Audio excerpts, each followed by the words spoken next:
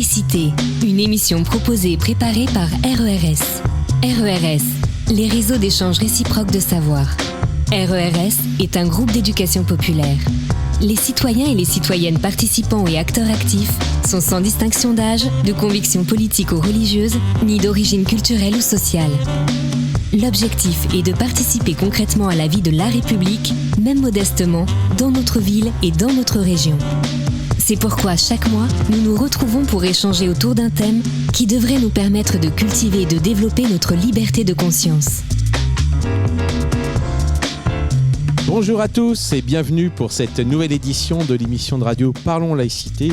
Nous sommes aujourd'hui le jeudi 6 février et nous enregistrons cette émission dans la célèbre MJC Simone Signoret que nous remercions encore une fois de nous accueillir comme à l'accoutumée. Voilà, première émission de l'année. Oui, on n'en a pas fait en janvier. Aujourd'hui, ça tombait pendant les vacances, le premier jeudi du mois. Et comme cette émission, c'est toujours le premier jeudi de 17h à 19h qu'on l'enregistre, forcément, on se dit, on pourrait profiter un peu des vacances. Mais c'était pour mieux rebondir. Voilà, donc on est ravis aujourd'hui. On va vous parler de la laïcité face aux faux laïcs. Et on a qui ? On a Aline Girard. Aline Girard qui est secrétaire générale d'Unité laïque. Elle nous parlera peut-être de son association tout à l'heure. Et puis comme d'habitude, nous aurons notre intervieweur en chef. Bonjour Alain. Bonjour à toutes et tous. Alain qui va pouvoir interviewer pour la première heure notre invité. Puis comme à l'accoutumée, la deuxième heure, ça sera pour le public la parole. Alors je rappelle au public de ne pas oublier de rallumer leur portable à l'issue de l'émission pour qu'ils puissent réécouter leur conversation à l'issue. Aux manettes, on a toujours notre fabuleux Sébastien. Coucou Sébastien. Bonjour Jérémy et bonjour à tous. Voilà, Sébastien qui est notre réalisateur-producteur. Et on ne le présente plus, il est connu comme le loup blanc à travers les fins fonds étoilés de l'histoire de ce monde. Il vient du firmament. J'en ai bien sûr nommé notre Jean-Cri, notre caricaturiste. Jean-Cri, bonjour à toi. Bonjour. Voilà, à chaque fois je fais rire Jean-Cri. Ça devient un gimmick, hein. À chaque fois j'essaie de lui rajouter des nouvelles choses pour pouvoir le piéger un peu plus et ça marche. Et Jean-Cri va du coup utiliser ses crayons pour nous faire présenter ses dessins lors de la deuxième heure de l'émission. Retrouvez l'ensemble de nos podcasts Parlons Laïcité sur notre site www.rers-evry.fr. Aline Girard, bonjour. Bonjour. 2 questions pour démarrer qui sont classiques, traditionnelles. C'est 1, qui êtes-vous ? Et 2, c'est quoi Unité laïque ? Alors je vais essayer de répondre à vos questions. Merci pour votre accueil, pour votre invitation. Donc je suis Aline Girard. Jérémy a dit que j'étais secrétaire générale d'Unité laïque. Unité laïque était une association de promotion et de défense de la laïcité et de valeurs de la République. Si vous allez sur notre site, vous verrez qu'Unité laïque est pour une République indivisible, démocratique, laïque et sociale. C'est une association relativement récente puisqu'elle a été créée en 2021. Le président en est Jean-Pierre Sakoun. Nous avons acquis une visibilité assez importante au cours de l'année qui s'est écoulée, l'année 2024, puisque notre association a fait aboutir l'entrée au Panthéon de Missak Manouchian. C'est nous qui avons porté ce projet pendant 3 ans. Et donc, vous vous en souvenez sans doute, le 24 février 2024, Missak Manouchian, accompagné de Mélinée, son épouse, est entré au Panthéon. Ça fera bientôt 1 an. Et la deuxième action, c'est nous essayons de faire vivre la mémoire de Samuel Paty en accord plein et entier avec sa sœur, Michaëlle.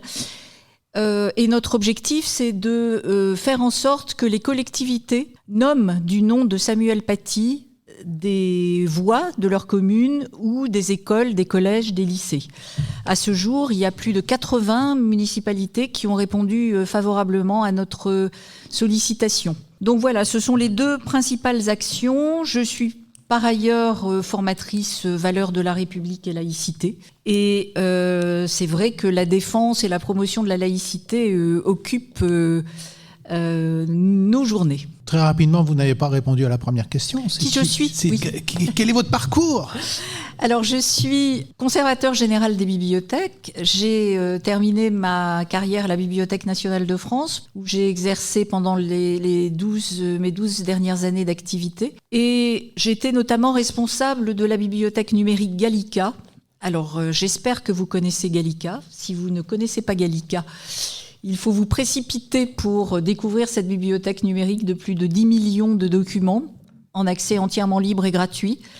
Et il y en a pour tout le monde, pour tous vos centres d'intérêt. Donc, n'hésitez pas à parcourir Gallica.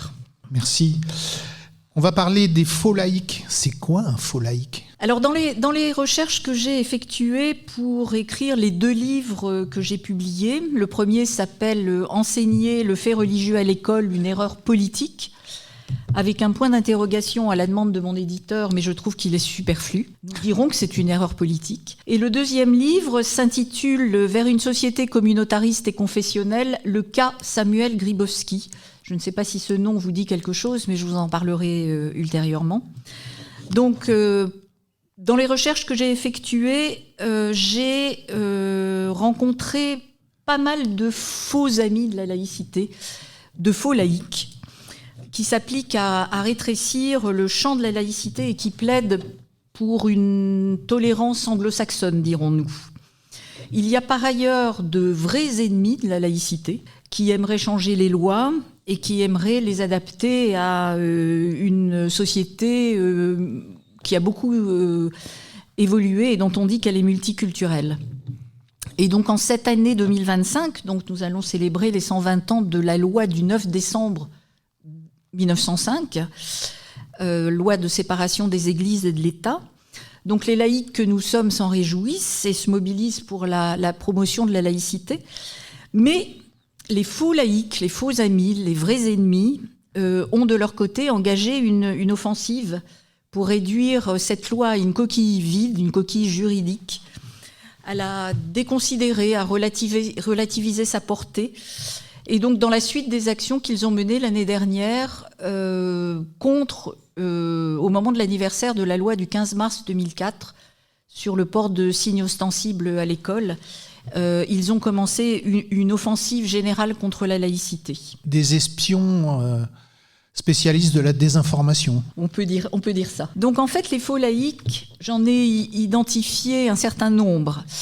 Je les ai regroupés en 5 grandes catégories. La première catégorie, je vais vous les énumérer et je reviendrai bien évidemment sur chacune d'entre elles. La première catégorie, je l'ai appelée les théoriciens de la fausse laïcité et leurs relais. Le second groupe, ce sont pour moi les infiltrés, c'est-à-dire ces associations interconvictionnelles qui vont à l'école et dans les entreprises parler de coexistence interreligieuse sous couvert de laïcité. Le troisième groupe, ce sont les défenseurs d'une société communautariste et confessionnelle ou interreligieuse, comme vous voulez. Le quatrième groupe, les représentants des cultes, qui ont pénétré l'école. Maintenant, on invite les représentants des cultes à parler aux élèves dans les écoles publiques. Ils ont pénétré l'école, ils ont pénétré la politique et ils coopèrent, entre guillemets, avec les collectivités territoriales. Et puis le dernier groupe de faux laïcs, c'est les représentants des cultes eux-mêmes, le clergé, qui donne sa propre définition de la laïcité et qui fait des conférences sur la laïcité dorénavant. Voilà, donc j'enchaîne sur le premier groupe, les théoriciens et leurs relais, et je vais vous parler de Jean Bobéro, de l'ex-observatoire de la laïcité, d'une association qui s'appelle la Vigie de la laïcité, et je m'attarderai quelques instants sur l'enseignement du fait religieux à l'école publique. Donc Jean Bobéro, j'imagine que ce nom est familier, et tout part de Jean Bobéro, si j'osais, je l'appellerais le pape de la laïcité. Il est cité abondamment dans toutes les bibliographies, et depuis les années 80, Jean Bobéro déconstruit la laïcité. À l'origine, c'est un historien et un sociologue des protestantismes. Il est aujourd'hui considéré comme le spécialiste de la laïcité en France et le fondateur de la sociologie de la laïcité. Il a été le premier titulaire d'une chaire créée spécialement pour lui, chaire d'histoire et de sociologie de la laïcité, dont il a été titulaire de 1991 à 2007 à l'école pratique des hautes études. Il a conseillé les politiques, Il a été la plume de François Mitterrand sur les questions d'éducation et de laïcité. Il est le référent des administrations et de l'éducation nationale. Parmi ses références, on peut citer son opposition à la loi de 2004, du 15 mars 2004. Il a été le seul membre de la commission Stasi, dont vous vous souviendrez peut-être, le seul membre de la commission Stasi à s'abstenir lors du vote final du rapport de la commission, qui a abouti donc au vote de la loi interdisant le port de signes religieux ostensibles à l'école. C'est le père d'une laïcité adjectivée. Il dénonce le républicanisme, les laïcs sectaires, que nous sommes tous, qui, selon lui, portent une laïcité stigmatisante. Il est partisan d'accommodements raisonnables entre, je le cite, la culture majoritaire et les cultures minoritaires, et il défend donc une laïcité inclusive et accommodante.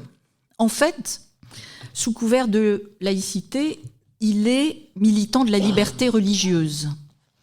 Et il se place systématiquement, mais sans l'énoncer, du point de vue des minorités religieuses, toujours susceptibles d'être opprimées par l'idéologie dominante. Il affirme que la loi de 2005, donc la loi de séparation des églises et de l'État, n'est pas le résultat d'un combat, mais il fait passer cette loi pour le résultat d'une négociation entre deux ou plusieurs parties, un compromis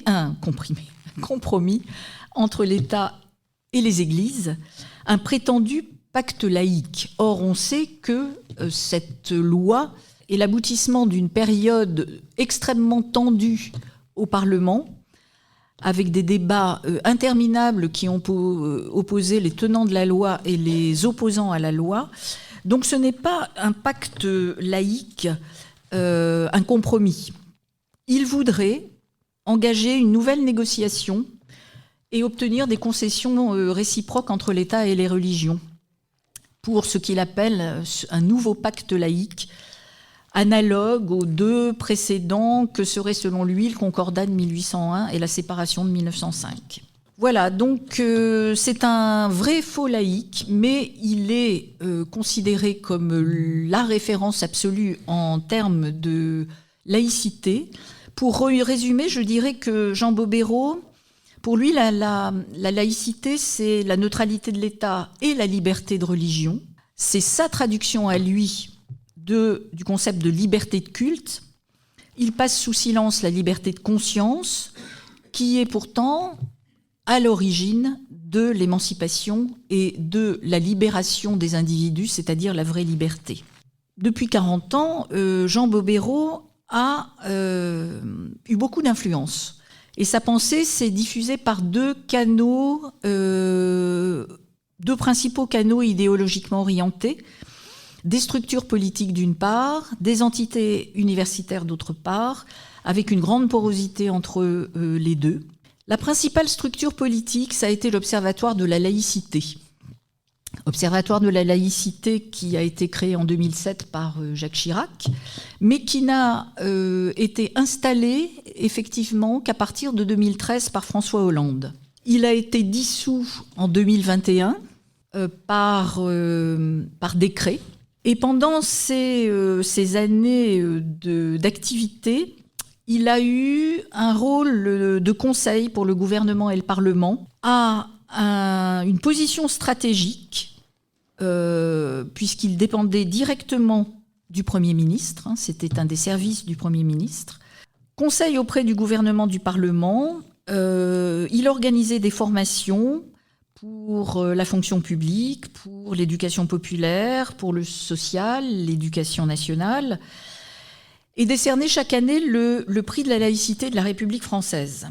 L'Observatoire de la laïcité était présidé par Jean-Louis Bianco, le secrétaire général en était Nicolas Cadenne, et il a été au centre de vives polémiques pendant toute son activité, du fait, d'une part, de sa vision dévoyée de la laïcité, d'avis et de prise de position publique au mieux contestables, au pire contraire au principe de laïcité. Je citerai par exemple l'appel « Nous sommes unis » du 15 novembre 2015, c'est-à-dire 2 jours après les attentats du Bataclan et des Terrasses, où les signataires de l'appel appelaient à ne pas faire d'amalgame entre les islamistes et les musulmans. C'était, semble-t-il, pas la préoccupation principale des Français à 2 jours des attentats. Il a émis un avis aussi approuvant le port de signes religieux par les jeunes appelés du service national universel. Et puis il s'est livré à des attaques directes contre des laïcs, contre des personnalités laïques comme Elisabeth Badinter.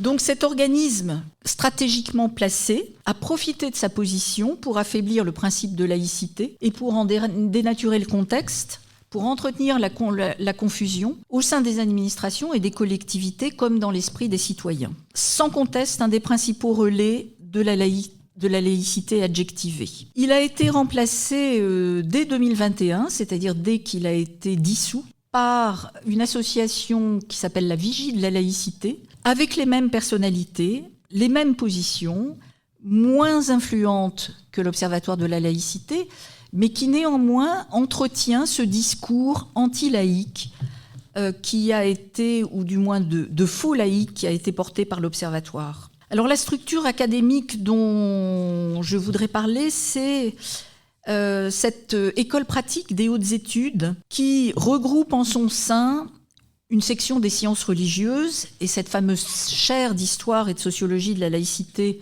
qu'a occupé Jean Bobéro et qui est occupée aujourd'hui par Philippe Portier. Cette école pratique des hautes études a verrouillé la question laïque dans l'enseignement supérieur pendant 20 ans, a verrouillé sur des bases qui sont celles de Jean Bobéro. C'est aujourd'hui par là que passent les avis sur la religion et la laïcité, parce qu'on se plaît à regrouper les deux. On se demande bien pourquoi. La laïcité n'a pas besoin des religions pour exister. Et donc, cette EPHE continue à exercer une position dominante et à véhiculer une conception de la laïcité qui est dévoyée. Voilà pour le premier groupe.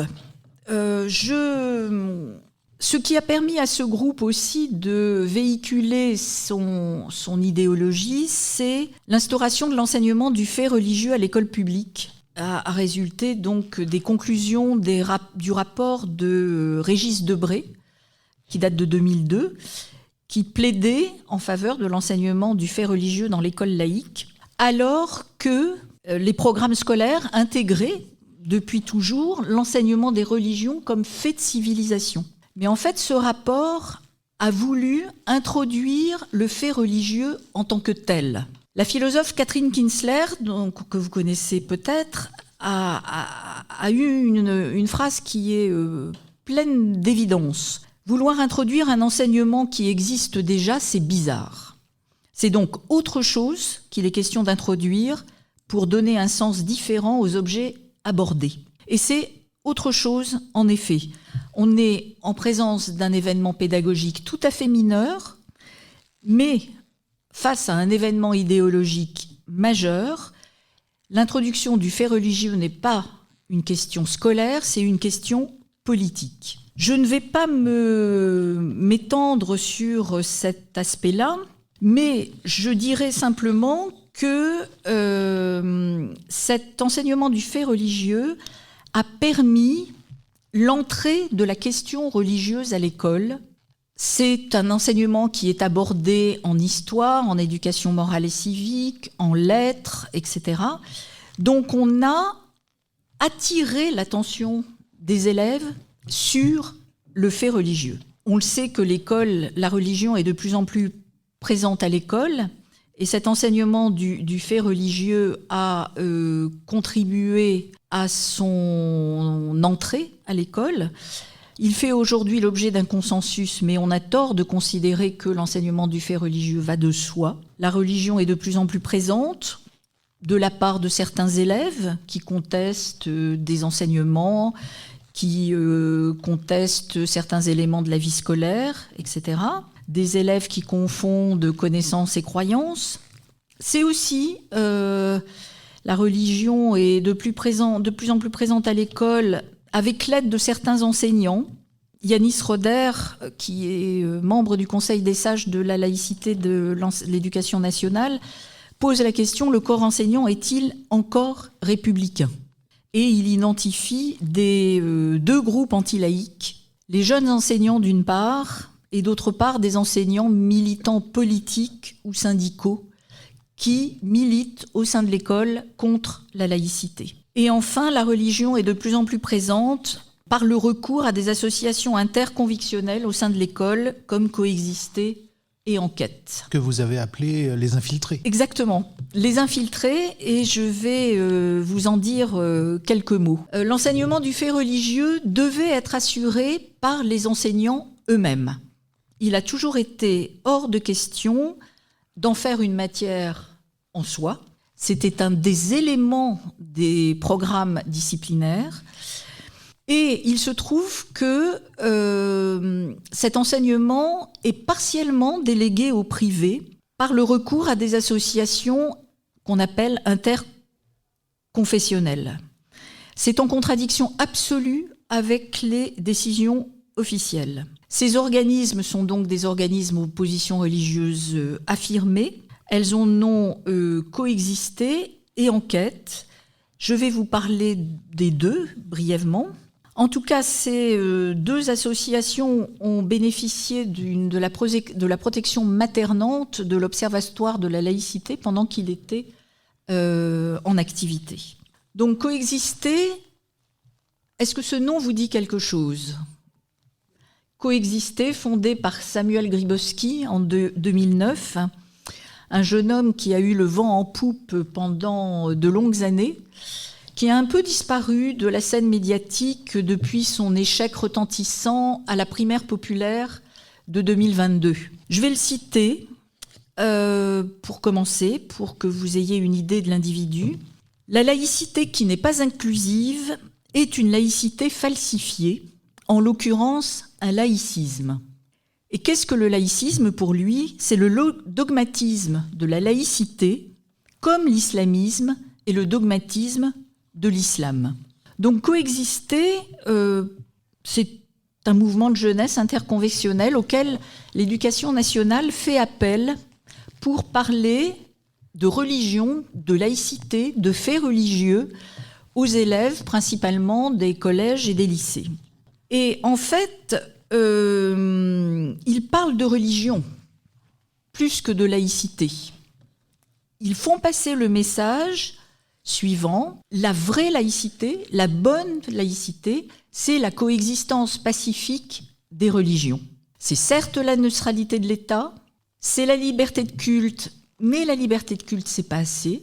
Il faut que ce soit la liberté religieuse, la liberté d'exprimer sa religion. D'ailleurs, ils sont favorables, ils sont en désaccord avec la loi de 2004 sur le port des signes ostensibles à l'école. Ils militent pour le port du voile. Ils militaient pour le port de l'abaya avant qu'elle ne soit interdite. Et donc, ce sont vraiment des jeunes, des individus dangereux auxquels l'éducation nationale confie des classes avec l'entière approbation de la hiérarchie et des professeurs. Et il n'y a pas de contrôle. Leurs interventions, en général, se passent en présence des professeurs et cette situation traduit une grande... comment dire ? Les professeurs se sentent démunis. Les professeurs se sentent aujourd'hui dans la capacité d'affronter, d'aborder certains sujets, d'affronter certaines situations, d'affronter certains élèves. Et finalement, ils font une sorte de pas de côté et ils préfèrent confier le sujet à des associations qui viennent à l'école dialoguer avec les élèves et qui se trouvent dans une situation totalement différente, bien évidemment, des professeurs eux-mêmes. C'est-à-dire, ils arrivent, ils discutent, ils repartent. Le sujet a été abordé l'abcès a été crevé, s'il y avait abcès à crever. Et en tout cas, c'est une aide pour les professeurs, mais c'est une aberration du point de vue de l'éducation nationale de faire venir ces associations interreligieuses au sein des écoles. Alors, Coexister intervient dans le secondaire. Il y a une autre association, c'est le clone de Coexister, qui est dirigé par quelqu'un qui est beaucoup plus discrète que Samuel Grybowski, qui s'appelle Marine Quenin. Et Enquête intervient dans le primaire. Enquête, donc comme une enquête, a été créée en 2010 sous le nom de Enquête. Enquête de quoi ? En fait, cette association veut permettre aux enfants de découvrir les religions. Alors aujourd'hui, elle prétend qu'elle fait la promotion de l'éducation à la laïcité par l'enseignement des faits religieux, mais bien sûr, c'est une fausse affirmation. Le but réel d'Enquête, c'est de promouvoir la pensée religieuse dans une démarche où la laïcité devient un vivre ensemble interreligieux. Et Enquête enseigne en utilisant des jeux pour les enfants de primaire, puisqu'on s'adresse aux 7-11 ans, des jeux où on parle beaucoup de religion et très peu de laïcité. Le plus connu de leur jeu s'appelle l'arbre à défi. L'éducation nationale en fait une large promotion sur Eduscol, sur Canopé, etc. Qu'est-ce que l'arbre à défi ? C'est un jeu de 73 fiches. Il y en a 4 sur la laïcité et 69 sur les grandes religions monothéistes. Donc en fait, pour qui s'intéresse de près aux objectifs de ces associations, on comprend très vite.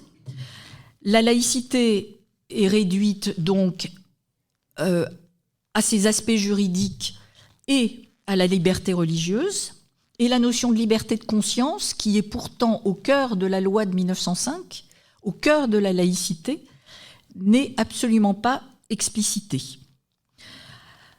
L'arbre à défi présente les croyances comme des faits historiquement validés.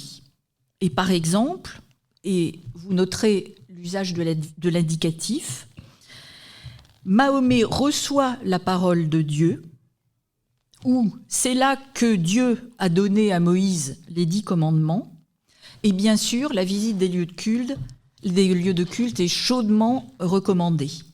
Donc Enquête est un parfait exemple des méthodes utilisées par les défenseurs de la liberté de religion et du dialogue interconfessionnel, et ce serait une erreur de penser qu'ils défendent la laïcité. Le troisième infiltré, c'est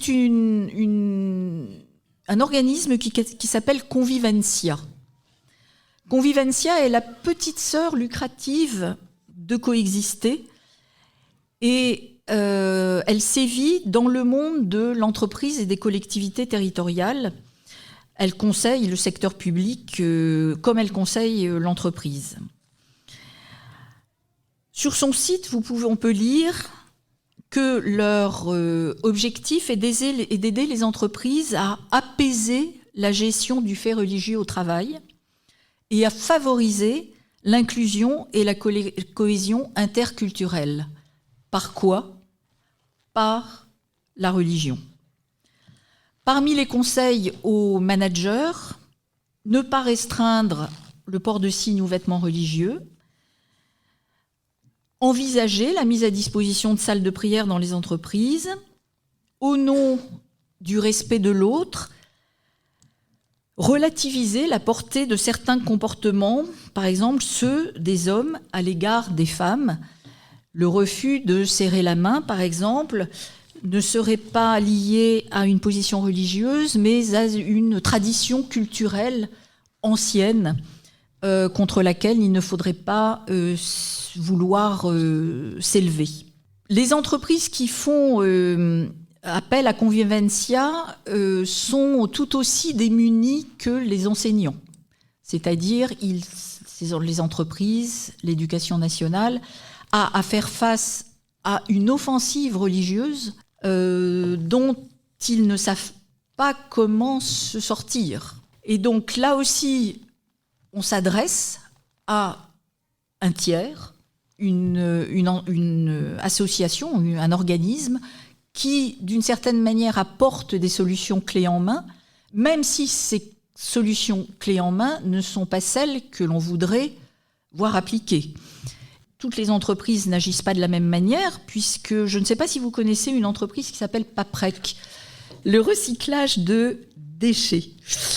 Paprec a fait approuver à l'unanimité de ses comités d'entreprise un règlement intérieur qui stipule que la laïcité en entreprise implique que les collaborateurs ont un devoir de neutralité et ils ne doivent pas manifester leurs convictions religieuses ou politiques dans l'exercice de leur travail. Tous les espaces de l'entreprise sont des espaces neutres, c'est précisé dans le règlement intérieur. C'est une autre façon de faire vivre le vivre ensemble, mais malheureusement, Convivencia, ce faux ami de la laïcité, diffuse au sein des entreprises et des collectivités un autre son de cloche. Et d'ailleurs, il y a 2 ans, ce qui est grave quand même, c'est que la Gazette des communes a confié à Convivencia son numéro spécial sur la laïcité. Donc c'était le second groupe, ces infiltrés. Il y en a d'autres comme ça ils sont nombreux? Alors, ce sont les principaux, ceux qui existent sur le devant de la scène. Je pense qu'il doit y en avoir d'autres, mais ceux-là ont été rendus très visibles par le soutien de l'Observatoire de la laïcité. Ils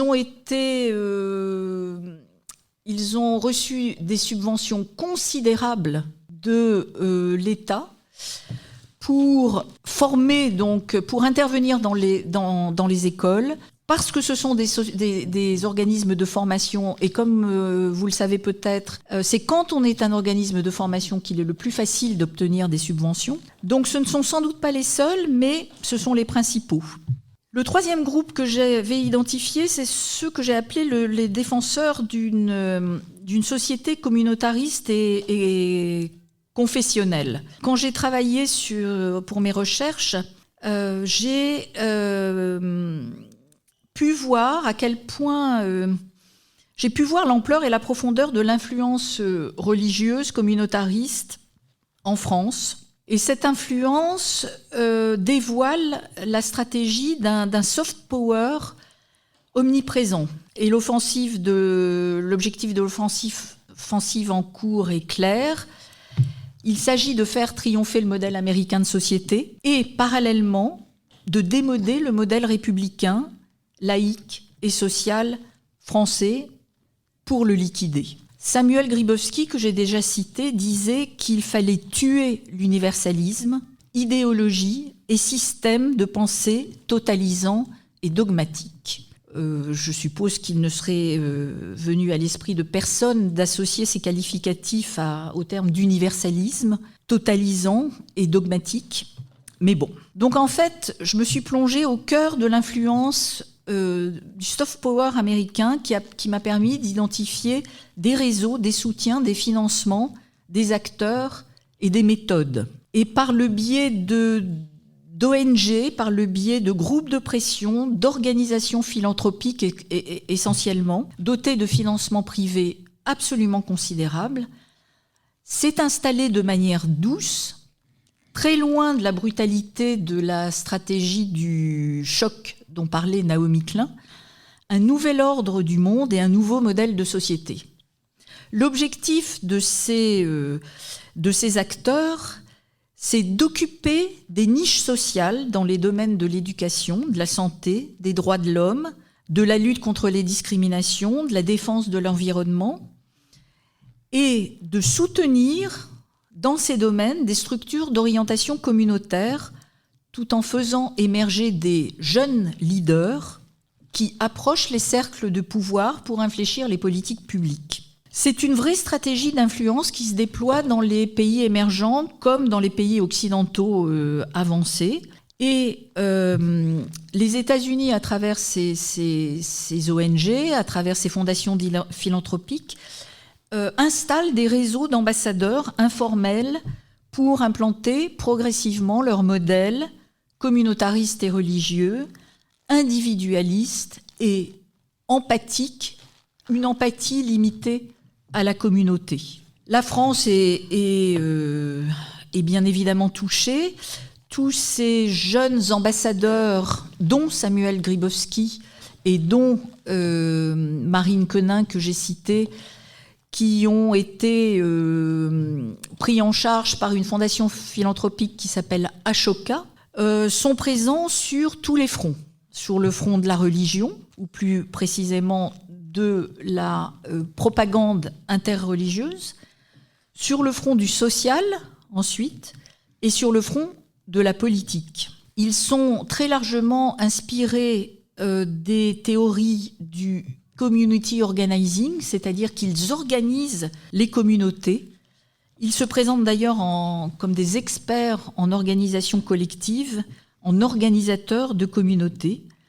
Et l'idéologie qu'ils véhiculent fragilise en profondeur les fondements de notre République indivisible, laïque, démocratique et sociale. Le but est de la faire éclater. Et je pense qu'il progresse tellement vite et tellement bien que nous sommes arrivés dans une période dangereuse où l'individu et la communauté sont valorisés au détriment de l'État social, où la communauté ethnique, religieuse, etc., et la religion elle-même sont valorisées au détriment de la cohésion citoyenne et de la laïcité. Je pourrais ultérieurement entrer dans le détail si cela vous intéresse, mais si on pense à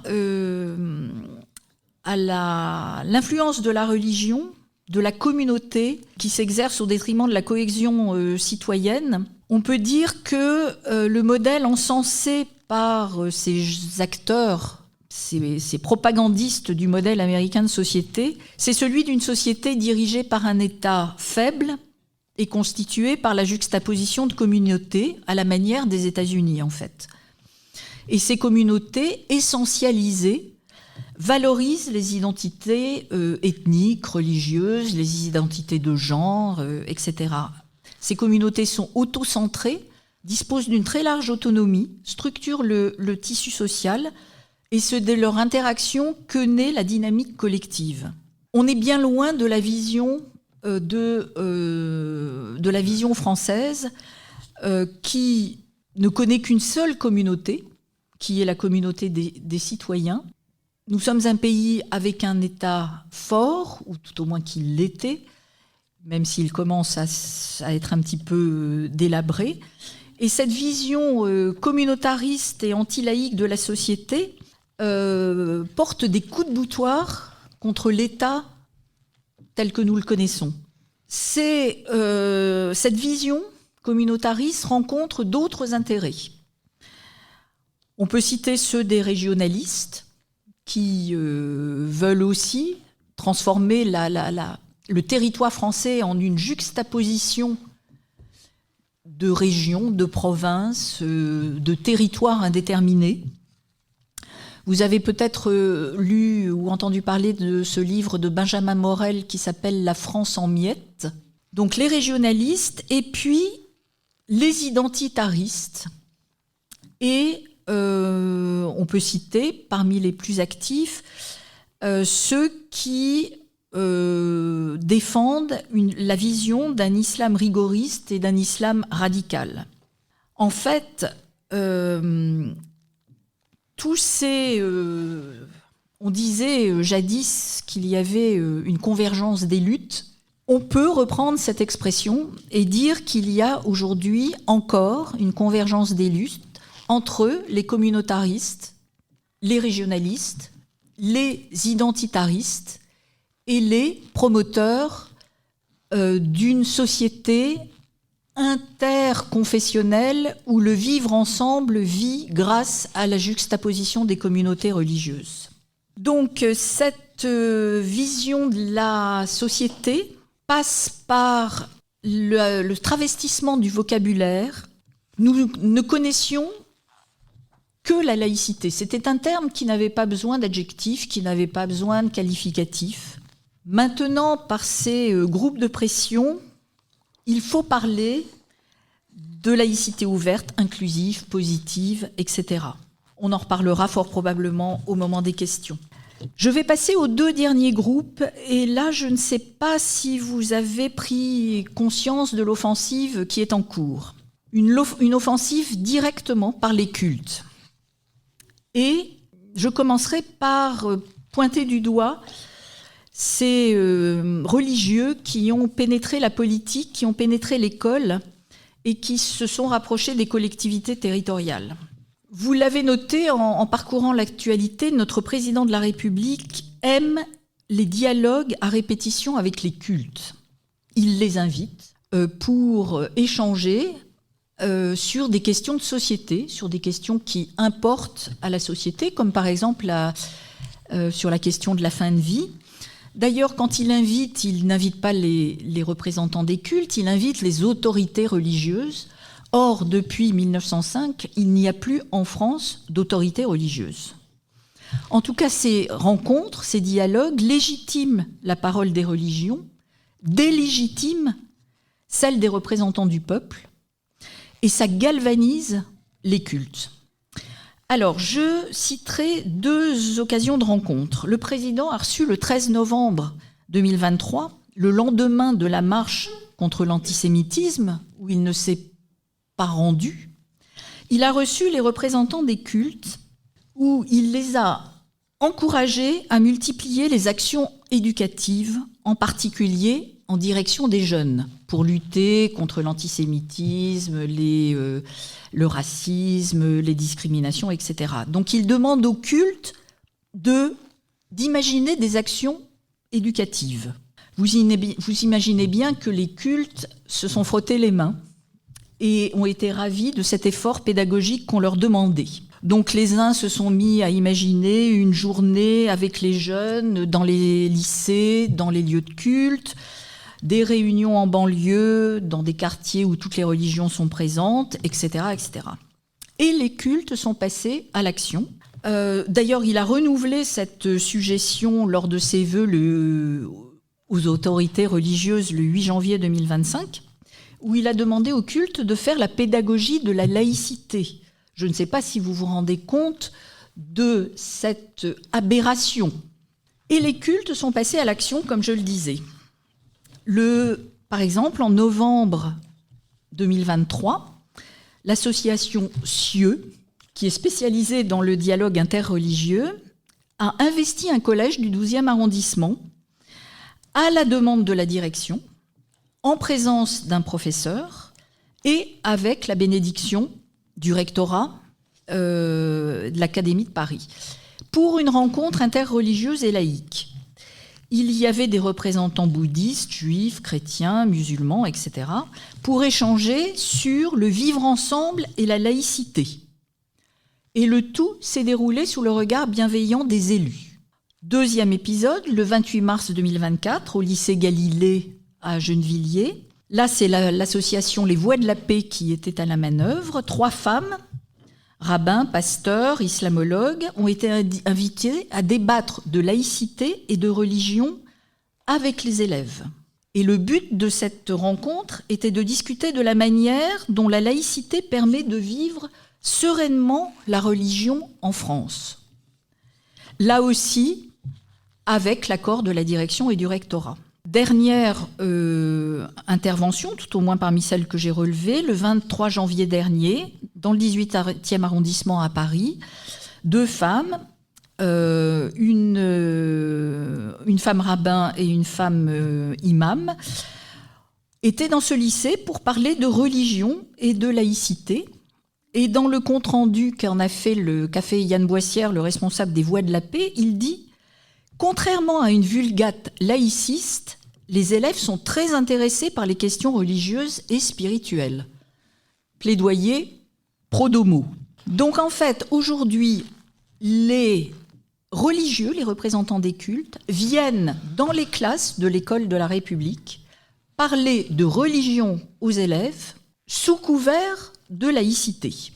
Et alors, un des épisodes qu'il faut mentionner quand même, pas si ancien que ça, le 9 décembre 2024, un collège de Seine-Saint-Denis, au Raincy, le collège Jean-Baptiste Corot, a reçu la conférence des responsables de culte en France.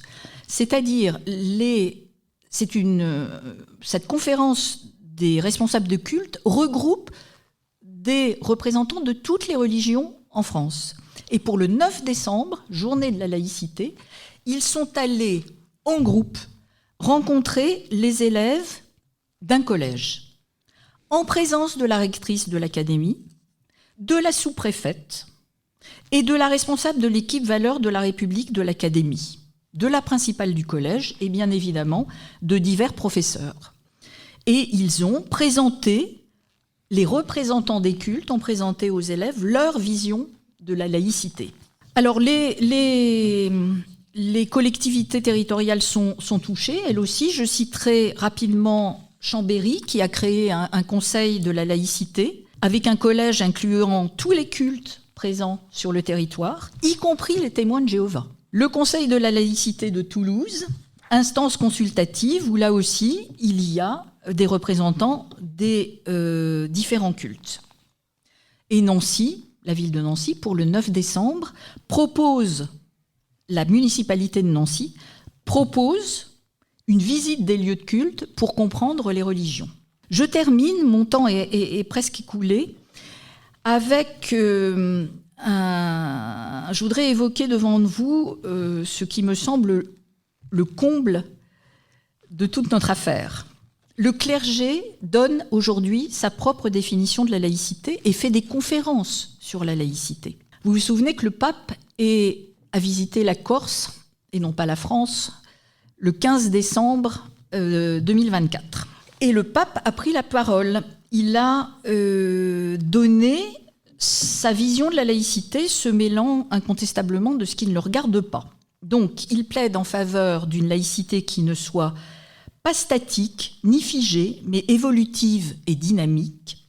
Une saine laïcité signifie libérer la religion du poids de la politique et enrichir la politique par les apports de la religion. Or, le pape aime bien se prononcer sur la laïcité. Il avait reçu, il y a quelques années, Samuel Grybowski, avec quelques-uns de ses amis, au Vatican, donc, et le pape avait dénoncé le laïcisme, un qualificatif infamant jeté à la figure de qui ose défendre la société contre l'emprise religieuse. Et le pape avait dit, reprenant une image de la deuxième lettre de Saint-Pierre, « Quand la laïcité devient une religion, c'est comme un chien qui retourne à son vomi. » J'ai cité le pape. Après son passage en Corse, l'évêque de Nanterre est revenu sur les propos du pape, parce qu'il vaut mieux... Une fois ne suffit pas, il vaut mieux 2 fois. Et il a distingué 2 traditions de la laïcité en France en reprenant l'habituelle opposition négatif-positif entre la laïcité de combat, qu'il faut écarter, et la laïcité de dialogue, qu'il faut encourager. Et il affirme, c'est la laïcité de dialogue qui prévaut dans les textes, dans la jurisprudence et dans la pratique. Une affirmation qui est bien sûr dénué de toute réalité, mais qui marque les esprits. Le dernier qui a pris la parole, c'est le cardinal Parolin, en janvier 2025, quand il est venu à Paris comme numéro 2 du Vatican pour célébrer les accords Briand-Serretti de 1924, la création des associations diocésaines. Et il a fait lui aussi l'éloge d'une laïcité de coopération entre les instances civiles et l'Église pour le bien-être de la société. Il dit que les croyants peuvent apporter des contributions fondamentales dans le cadre de la société. Voilà, donc ce sont les 5 groupes que j'ai identifiés. Comme vous voyez, il s'agit d'une offensive assez générale qui s'étend sur 40 ans et qui prend des proportions beaucoup plus importantes sur ces dernières années. Il y a une alliance objective des cultes qui réunissent leurs forces pour faire basculer la République laïque vers la société qu'ils appellent de leur vœu, c'est-à-dire une société où les communautés ont beaucoup plus de poids, et vers une société où on laisserait la religion s'exprimer librement dans toutes les zones, dans toutes les sphères de la société, y compris à l'école, selon eux. Ce qu'ils ne remettent pas en question, c'est la neutralité de l'État. Mais pour tout le reste, il faudrait pouvoir trouver des accommodements raisonnables. Parlons laïcité. RERS Évry-Centre-Essonne propose une formation valeurs de la République et laïcité. Dans un contexte social et politique marqué par les tensions et les crispations autour du fait religieux, RERS Évry-Centre-Essonne propose une formation valeurs de la République et laïcité. Dans un contexte social et politique marqué par les tensions et les crispations autour du fait religieux, la laïcité est souvent mal comprise. La formation valeurs et République de la laïcité a été conçue pour permettre aux stagiaires de contribuer à promouvoir la concorde universelle et partager les valeurs de la République au quotidien. La formation valeurs de la République et laïcité permet aux agents publics, aux professionnels et aux bénévoles associatifs d'être au clair avec le principe de laïcité, de mieux comprendre comment l'appliquer et l'expliquer dans l'exercice de leur métier. Cette formation est reconnue par le contrat d'engagement républicain. Son coût est pris intégralement en charge par l'État. Pour en savoir plus et connaître le calendrier des sessions à venir, contactez RERS au 09 79 73 45 77. Parlons laïcité, le débat. Merci beaucoup Aline pour ta présentation et puis on va passer maintenant aux questions-réponses du public. Vous n'avez pas évoqué l'offensive de certains médias. Je pense à Paris Match, je pense à C8. Sur C8 par exemple, à un moment, tous les jours, il y avait la vie d'une sainte ou d'un saint. Alors, je ne suis pas une spectatrice de C8, donc cet aspect-là m'avait échappé. Mais maintenant que vous avez attiré mon attention sur cette séquence vie d'un saint, je m'y intéresserai, absolument. Vous avez cité Paris Match. Les médias sont toujours... ont des partis pris. De toute façon, c'est... entre la droite, la gauche, les catholiques, les partisans d'une plus grande liberté pour les musulmans, etc. Les médias ne sont jamais neutres. À partir de ça, je pensais aussi, moi, aux médias. Enfin, merci pour toutes les informations que vous nous donnez. Ça me semble très riche et très positif dans la recherche des actions possibles à mettre en place pour des défenseurs des valeurs de la République et de la laïcité. Ma question, ce qui me vient, et j'ai pas vraiment de réponse, alors je suis vraiment curieux, à partir de toutes ces actions des personnes et des associations, etc., que vous décrivez, je me pose la question, pourquoi est-ce que maintenant ça a tellement de possibilités d'influence dans notre société? Quel est l'autre versant? Qu'est-ce qui fait que dans la société, est-ce qu'il y a quelque chose qui a changé? Qu'est-ce qui s'est passé pour que ça puisse se produire de cette façon-là? Incontestablement, notre société a changé. Elle est devenue beaucoup plus individualiste qu'elle ne l'était auparavant. Et les jeunes en particulier sont obnubilés par la tolérance et le respect que l'on doit à l'autre, à son identité, à ses croyances. Donc en fait, la société, et en particulier la jeunesse, est devenue poreuse à toutes ces idées qui s'expriment dans toutes les couches de la société. Le secteur qui est le plus touché, le plus menacé, c'est incontestablement l'école, qui se trouve à devoir composer avec des pratiques qu'elle n'avait jamais connues dans son histoire. Quand je dis composer avec, c'est affronter. Hein. La religion a pénétré l'école. Et quand on s'intéresse aux enquêtes qui sont faites par des instituts comme l'IFOP sur les relations des jeunes à la laïcité, les relations des jeunes à la religion, on s'aperçoit qu'ils sont prêts à ouvrir l'école aux signes religieux, ostensibles, parce que c'est une façon pour eux de respecter leurs condisciples, qui ont le droit d'exprimer leurs convictions au sein de l'école, comme partout ailleurs. Le respect érigé en principe, comme disait Charb, c'est la génération des jeunes est une génération offensée. Là, je cite Caroline Fourest. Hein. Ils s'offensent de tout, et ils s'offensent en particulier du non-respect de l'identité des autres.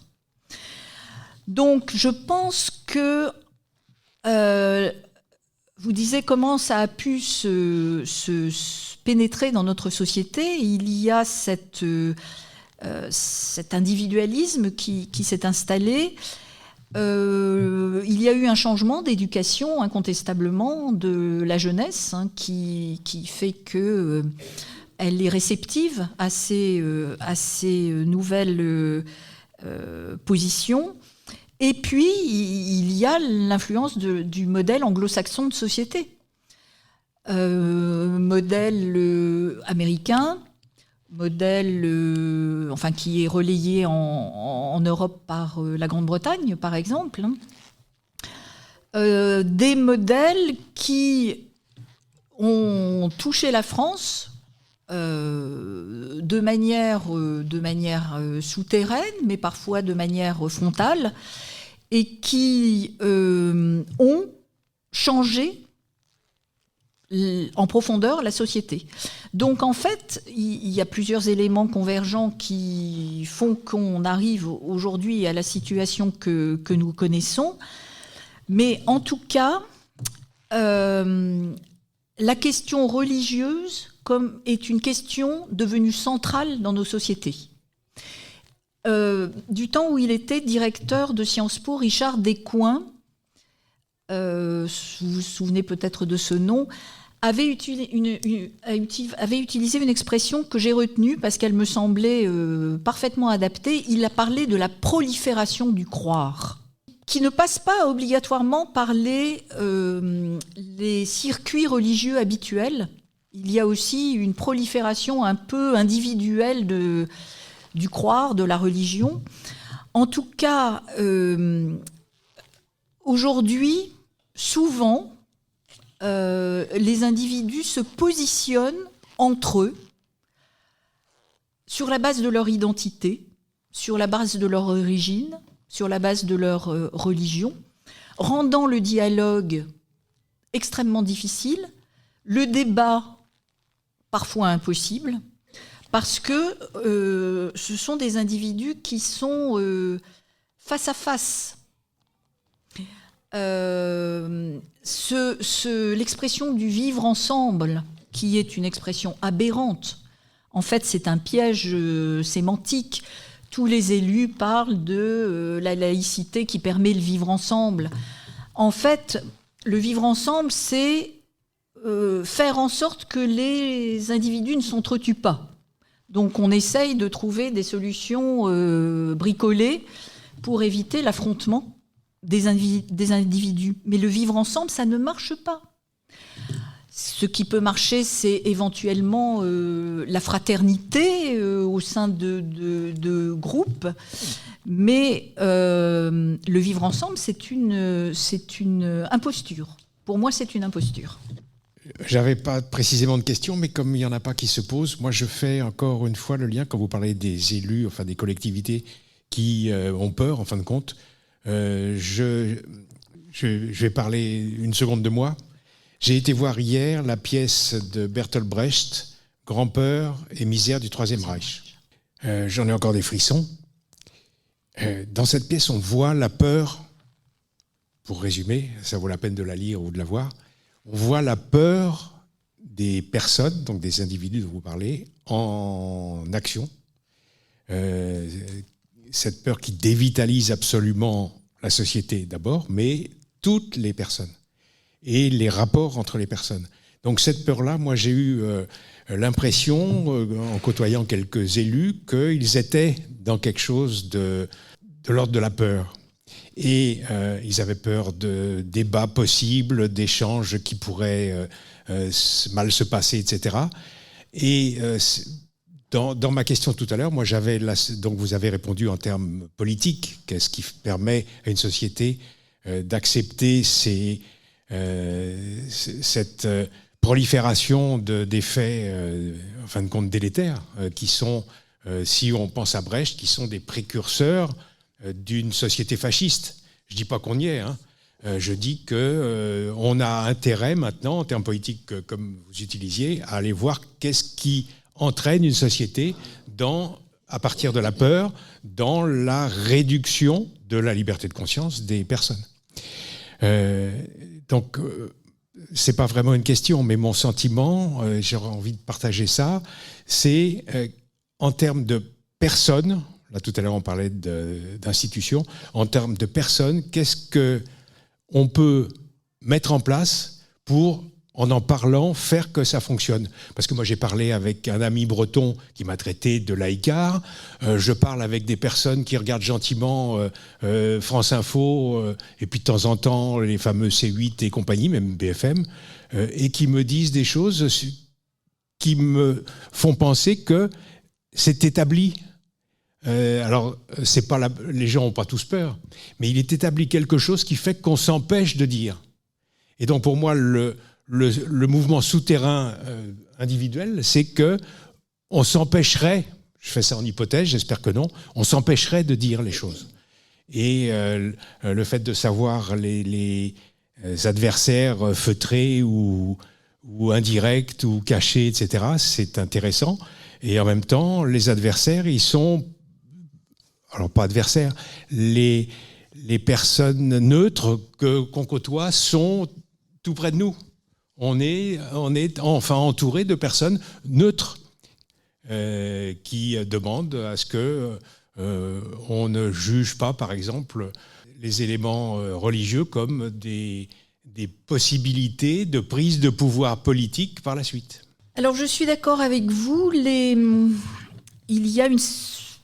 On peut utiliser le terme peur, en tout cas une inquiétude très largement partagée parmi les élus, parmi les enseignants. D'ailleurs, vous avez peut-être en mémoire le titre d'un des derniers livres de Jean-Pierre Aubin, « Les profs ont peur ».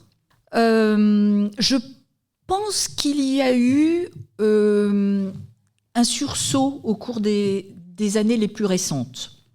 L'État,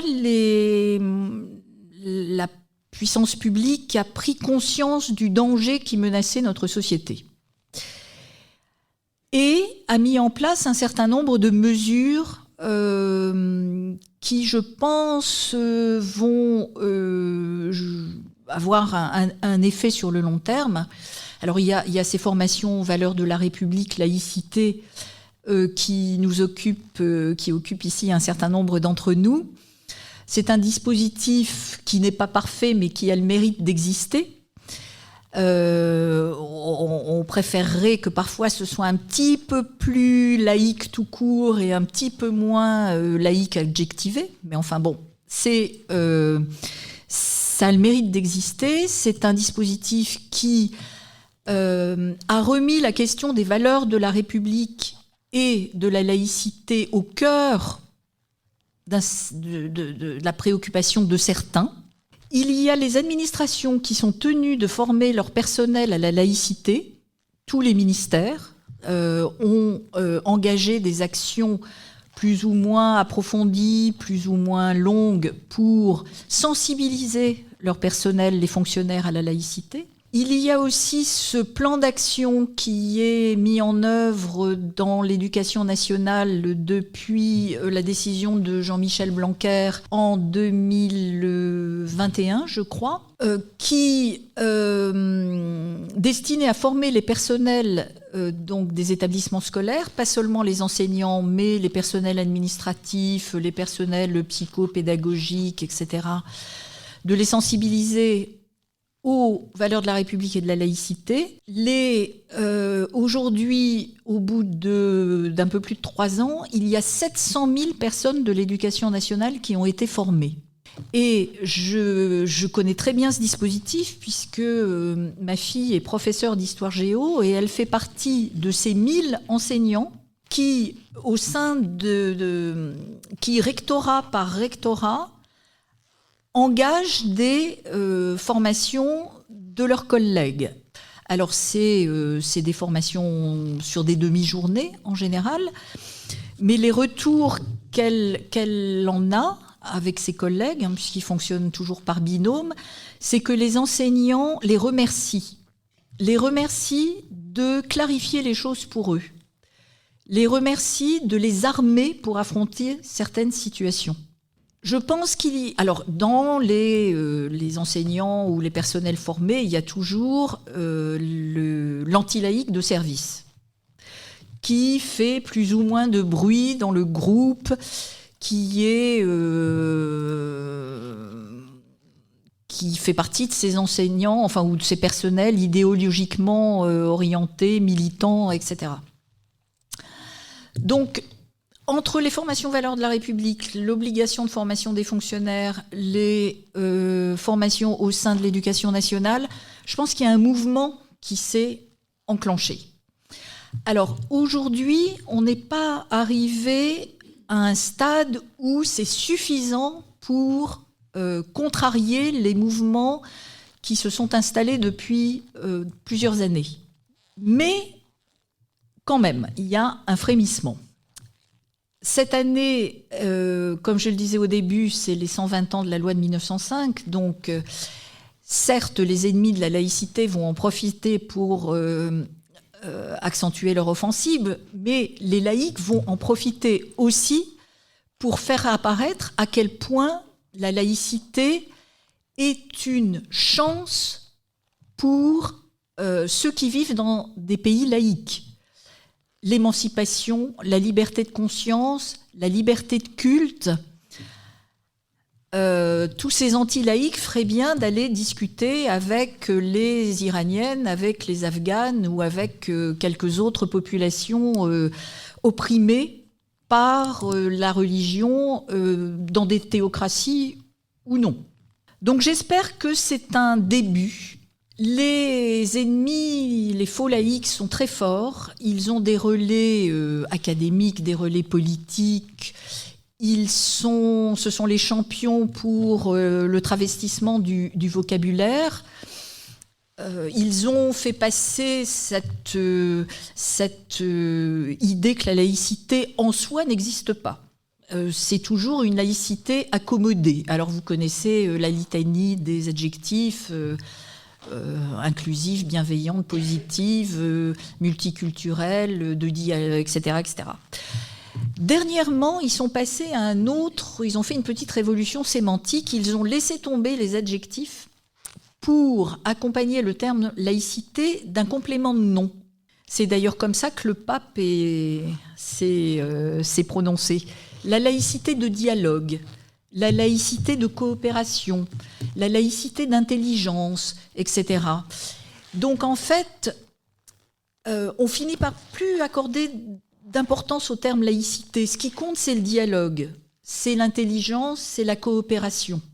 Et bien évidemment, quand il parle de ça, c'est-à-dire les laïcs, eux étant les laïcs, les bons laïcs, tous les mauvais laïcs pratiquent une laïcité de contrainte, une laïcité excluante, une laïcité de rejet, etc., etc.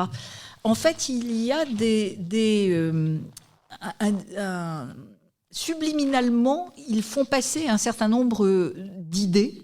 Et c'est vrai que quand on a l'occasion de discuter avec certaines de nos connaissances, certains de nos amis, ils n'hésitent plus à utiliser le terme de laïcard, le terme de laïciste. Vous savez que ce sont des termes qui viennent d'une époque sur laquelle il y avait beaucoup de choses à dire. C'est pas Maurras qui a inventé le terme de laïcard, mais c'est lui qui l'a diffusé, largement diffusé. Donc il faut que nous luttions, nous aussi, sur les mêmes terrains. Ils ne savent pas ce qu'ils veulent dire quand ils parlent de laïcard et de laïciste. Qu'est-ce que ça signifie pour eux ? Il faut leur poser la question. Quand on se trouve dans ce genre de situation, je pense qu'il faut poser la question.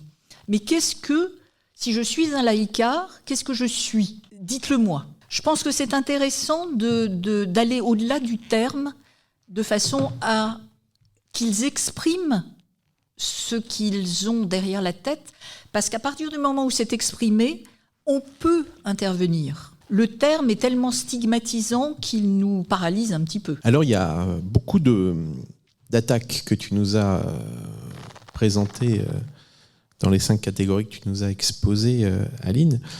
Et à un moment donné, c'est que fait le camp laïque face à ça ? Qu'est-ce que tu penses que devrait faire le camp laïque pour lutter contre ces faux laïcs, finalement ? Qu'est-ce qu'on pourrait mettre en place ? Qu'est-ce qui est déjà mis en place ? Alors, tu as cité quelques pistes, mais est-ce que tu en as d'autres ? Alors, le camp laïque, hélas, est extrêmement divisé. Il est éclaté en de multiples associations laïques qui peinent à se regrouper au sein du collectif laïque national. Il est éclaté et il n'a pas encore fait sa révolution mentale. Et il ne se place pas sur le même terrain que les adversaires de la laïcité. Une des raisons pour laquelle nous nous trouvons dans cette situation, c'est incontestablement le manque de moyens des laïcs. Il est très difficile pour les associations laïques d'obtenir des financements. En fait, dans la plupart des associations, les membres, les responsables ont des difficultés pour obtenir des subventions. Beaucoup de ces associations ne vivent que sur les adhésions de leurs membres. Donc, manque de moyens. Il y a des grosses associations qui continuent à obtenir des subventions abondantes, comme par exemple la Ligue de l'enseignement. Mais est-ce que la Ligue de l'enseignement est encore dans le camp laïque ? C'est une question qu'il faut se poser, comme il faut se poser cette question avec la Ligue des droits de l'homme ou la Fédération nationale de la libre pensée, etc. Donc des difficultés à trouver des financements, manque de moyens, mais aussi faiblesse dans le domaine de la communication. On sait que les médias ne sont pas favorables aux laïcs. Ils préfèrent inviter ceux qui défendent les accommodements raisonnables. Donc les médias ne sont pas avec nous. Une absence de pratique de la communication efficace, moderne. Il y a une question de génération, il y a une question de pratique du numérique, de pratique de l'Internet, de maîtrise des réseaux sociaux, etc. Mais ce sont des outils, ce sont des canaux. Il faut un discours. Il faut un nouveau discours. C'est-à-dire, il faut rendre la laïcité désirable. La laïcité, c'est l'émancipation. Je trouve que c'est une erreur de dire que la laïcité, c'est la liberté. Parce que la liberté, c'est la liberté des individus. Ma liberté vaut ta liberté. Et surtout, ne t'imagine pas empiéter sur ma propre liberté, etc. La laïcité, c'est l'émancipation des individus. C'est la libération des esprits. On a bien le sentiment, en voyant les jeunes aujourd'hui, qu'ils n'ont pas envie d'être libres, qu'ils ont envie d'être comme les autres. Alors, quand on était jeune, on était un peu dans le même état d'esprit, c'est-à-dire il fallait un peu s'aligner sur les pratiques du groupe. Mais c'était une époque où les individus étaient libres dans leur tête. Aujourd'hui, ils ne sont plus libres dans leur tête, les jeunes.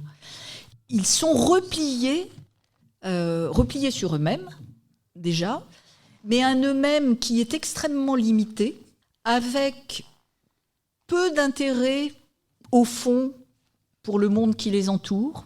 Ils aiment bien discuter avec des gens qui sont du même avis qu'eux, mais ils n'aiment surtout pas discuter avec des gens qui ne sont pas d'accord avec eux. Ils sont incapables de discuter avec des opposants. Donc, les laïcs ont beaucoup de chemin à faire. Les moyens ne suffiront pas, mais ils sont indispensables. Et il faut faire une révolution dans notre tête de laïcs. Il faut passer à l'action. Il faut, nous aussi, devenir offensifs. Alors, c'est plus facile à dire qu'à faire, mais il faut si possible, militer dans des associations laïques. Il faut aller à la rencontre des jeunes. Je sais qu'avec notre association, nous allons souvent dans des lycées, surtout des lycées d'ailleurs. Les collèges, c'est un peu jeune, pour parler de laïcité. Alors on essaye de ne pas faire de grands exposés sur l'histoire de la laïcité, mais des quiz, des questions marrantes, des cas pratiques, etc. Et en fait, quand on discute avec eux, on sent une vraie ouverture, sauf ceux qui sont carrément fermés, qui se sont séparés du groupe. Et il y a... on était dans un grand lycée pour le 9 décembre de l'année dernière, pour la deuxième année de suite. Et l'année dernière, on avait eu fort affaire avec des jeunes filles musulmanes qui défendaient le port de l'abaya, qui s'offusquaient l'interdiction du voile, etc., sur un mode plutôt revendicatif. Cette année, c'était totalement différent. Il n'y avait pas de contradiction. Des questions d'élèves intéressés par ce que nous disions, mais pas d'opposition. Et en discutant après avec la proviseure et les professeurs qui nous avaient demandé d'intervenir, ils nous disaient qu'ils étaient inquiets parce qu'ils observaient depuis quelques années un retrait des jeunes musulmans. C'est-à-dire ils se retirent de la vie scolaire. Ils ne participent plus aux sorties scolaires, aux voyages scolaires, au bal du lycée. Par exemple, certains d'entre eux demandent à ce que leurs photos soient retirées de cette plateforme qui s'appelle Pronote, qui est une plateforme qui sert aux professeurs et aux élèves, plateforme de travail. Ils demandent que leurs photos soient retirées. Donc en fait, il y a un séparatisme qui s'est installé, de fait. Ils ne sont plus dans la revendication, ils sont dans la vie à côté. Et je trouve que c'est extrêmement inquiétant parce que c'est une stratégie mise en place par un certain nombre d'influenceurs. Hein. Et je trouve que c'est finalement plus dangereux que la première phase où il était possible d'engager la discussion malgré tout. Là, il n'y a plus personne en face et je ne sais pas ce que ça va donner plus tard. Donc tu nous as parlé par exemple de Grybowski, je n'arrive jamais à prononcer son nom, c'est... Samuel Grybowski. Grybowski, voilà, de Enquête, de Conventia, tout ça. Bon. Eux, ils arrivent à trouver des financements finalement. Mais comment ils se financent finalement ? Qu'est-ce que ils ont pu mettre comme argument en place pour dire OK, on prend l'argent. Et puis même des fondations privées, c'est ce que tu nous disais. Oui. Comment ils arrivent comme ça, eux, ce que le camp laïque a du mal à faire ? Alors je l'ai dit, ils ont été très protégés par l'Observatoire de la laïcité, qui leur a ouvert les portes des ministères, de l'éducation nationale, etc. Ces grosses machines ont du mal à changer de cap. Et à partir du moment où une association a été recommandée pour intervenir sur les questions de laïcité et de faits religieux, on leur fait confiance. Même si, il faut le savoir, l'éducation nationale a retiré son agrément à coexister pendant quelques années avant de lui redonner son agrément. Donc, à partir du moment où on a le tampon bon pour le service, les financements pleuvent. Ce d'autant qu'ils se sont vus attribuer divers prix de la République française, etc. Donc des financements publics, des ministères, de l'éducation nationale en particulier, des financements des collectivités territoriales, des financements privés d'un certain nombre de fondations, américaines ou autres. Tout cela fait qu'ils n'ont pas de problème de moyens. Mais c'est parce qu'ils, d'une certaine manière, c'est parce qu'ils n'ont pas encore été démasqués. Je m'y emploie. Je m'y emploie inlassablement pour essayer de faire comprendre que derrière, que ce sont vraiment des faux amis de la laïcité et qu'on met les enfants dans une position d'être... Enfin, ce sont des êtres religieux, les enfants, quand ils sont entre les mains de ces associations. Ils vont vous dire que la laïcité, bien sûr, c'est la liberté de croire et de ne pas croire, mais pour eux, c'est surtout la liberté de croire. Je vous avais dit que dans le jeu L'Arbre à défi, il y avait 4 fiches sur la laïcité et 69 sur les religions monothéistes. D'ailleurs, à propos de liberté de croire et de ne pas croire, vous avez sans doute remarqué qu'aujourd'hui, tout le monde, à commencer par le président de la République, définit la laïcité comme la liberté de croire et de ne pas croire. Et donc que la laïcité se situe par rapport à la religion. La laïcité, c'est un creux par rapport à la religion. Et je trouve que utiliser cette formule, liberté de croire et de ne pas croire, c'est un des éléments qui mène tout le monde sur la voie de la laïcité accommodante.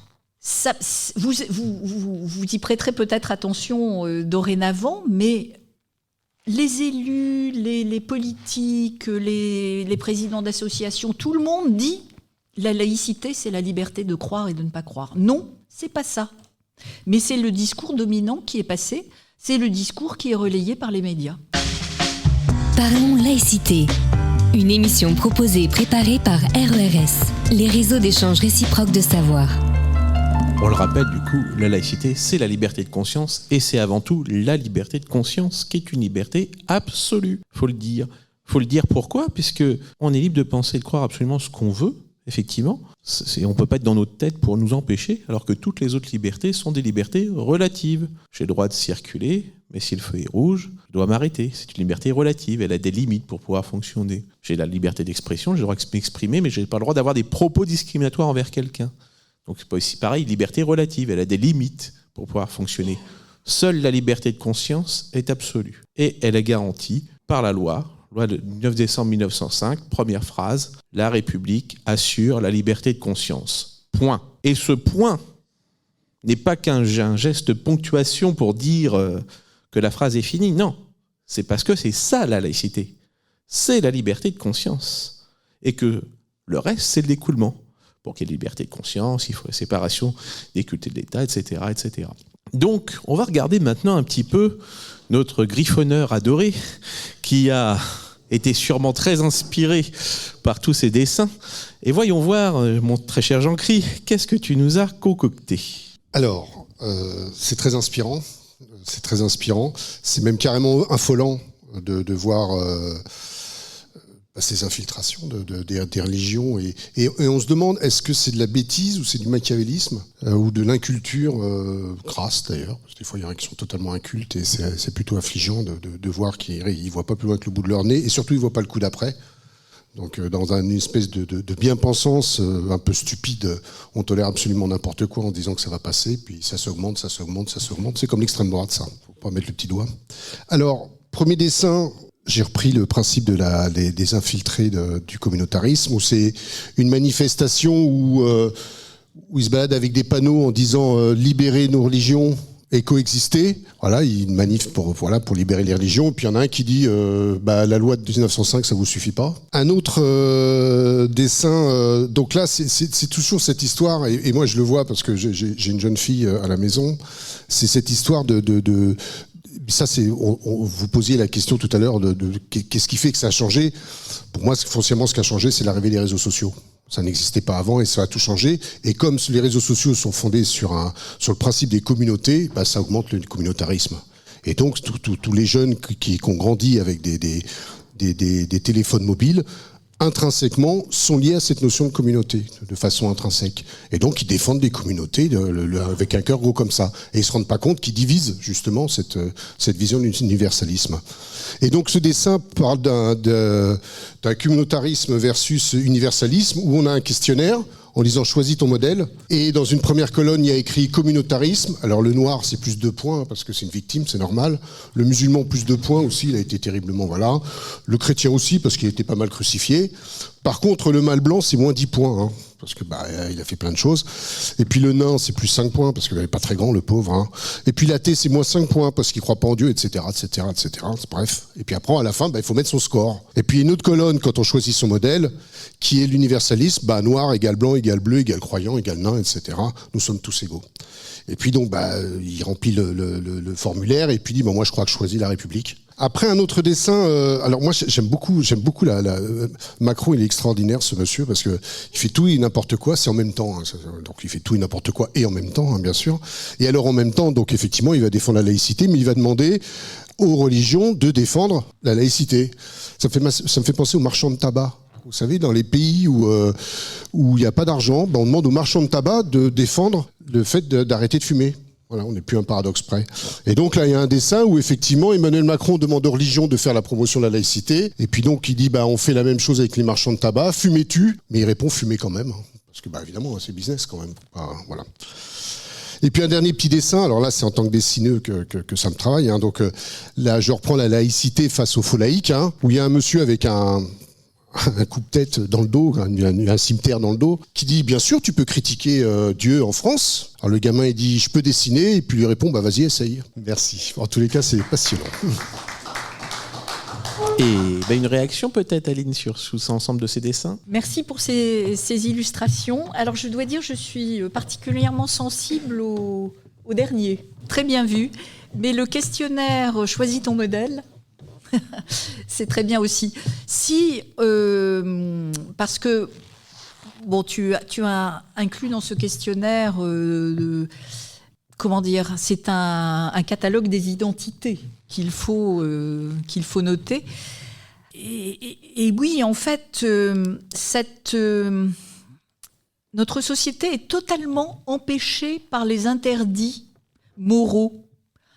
Nous sommes entrés dans une période extrêmement réactionnaire.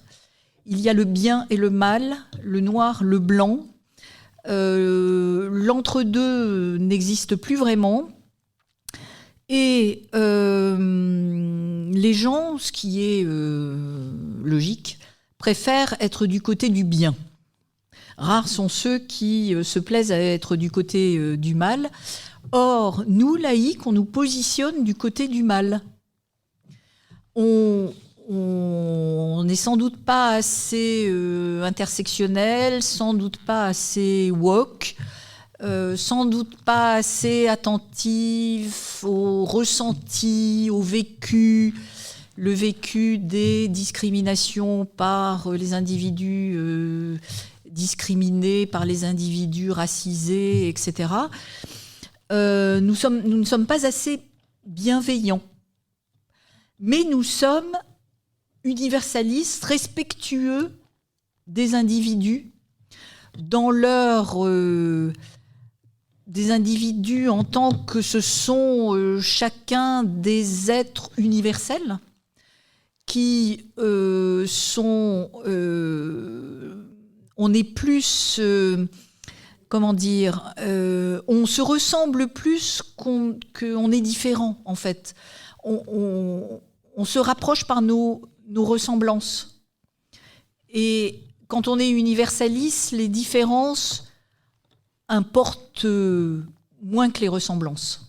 Ce qui nous rassemble est plus fort que ce qui nous divise. D'autres questions ? Encore une fois, ce n'est pas vraiment une question, en tout cas pas une vraiment pour vous, mais comme je fais partie du réseau d'échanges réciproques de savoir, je suis curieux, dans la réciprocité, d'interroger un petit peu l'auditoire qui est là. Si quelqu'un veut bien me donner son impression, son sentiment ou sa raison, ça me plairait bien. Mais je ne serais pas fâché si personne le disait. Simplement, j'aime bien faire marcher la réciprocité.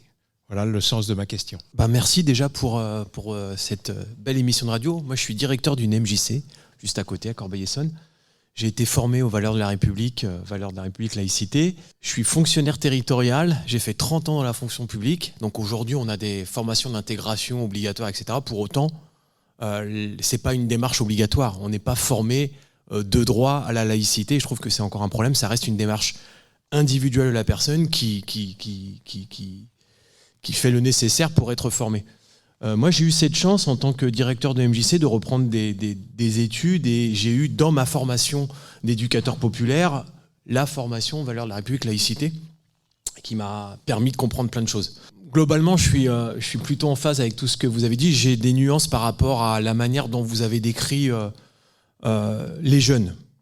Je vous ai trouvé un petit peu rapide et vous les avez un peu tous mis dans le même sac. Moi, au contraire, je trouve que les jeunes aujourd'hui... ils ont cette force que je n'avais pas. Moi, j'ai 50 ans aujourd'hui, même 51 ans. Ils ont un regard sur le monde que je n'avais pas à leur âge. Alors après, de qui parlons-nous quand on parle des jeunes ? Ça commence à quel âge ? Ça se termine à quel âge ? C'est une question qu'on se pose, moi, avec mon collègue dans les MJC. C'est super large. Donc il y a des jeunes, malheureusement, qui sont parfois un peu... pas forcément ouverts sur le monde, mais j'ai envie de vous dire qu'il y a beaucoup de jeunes qui sont ouverts sur le monde et qui s'interrogent. Et je trouve au contraire que les jeunes d'aujourd'hui sont en train de reprendre ce corps qu'on avait imaginé à la Révolution, donc un corps politique. Il y a un corps politique de jeunes qui est en train de naître, de mon point de vue. Je suis plutôt en phase avec vous et j'ai trouvé votre présentation et la comparaison de la singularité de la République française face à toutes ces démocraties communautaires. Moi, j'avais une question à vous poser. Est-ce qu'il y a d'autres modèles politico-juridiques comparables à la France dans le monde, autres que les démocraties communautaires? Est-ce qu'il y a un ou deux pays qui nous ressemblent sur ce qu'on a imaginé autour du corps politique? Alors, vous l'avez appelé corps citoyen, mais c'est le corps politique des citoyens. Est-ce que le gros problème, c'est pas... moi, j'ai envie de... Je sais pas comment l'expliciter, mais est-ce qu'on n'a pas eu peur de la politique à un moment donné, dans les années 60, 70, 80, je sais pas à quel moment, où on s'est désengagé d'imaginer un corps politique puissant? Est-ce que c'est pas ça le problème? Est-ce que le combat, c'est pas de redonner la force à un corps politique qui se mêle de tout et avec tout le monde, quoi? Voilà, je sais pas si je suis clair dans mes propos, mais... voilà. Et après, j'ai une dernière chose. J'ai aussi une fille qui est enseignante depuis peu, donc c'est sa première année. Elle est enseignante en premier degré. Elle a fait le parcours classique, licence sciences de l'éducation. Elle est rentrée à l'INSP, master 1, master 2.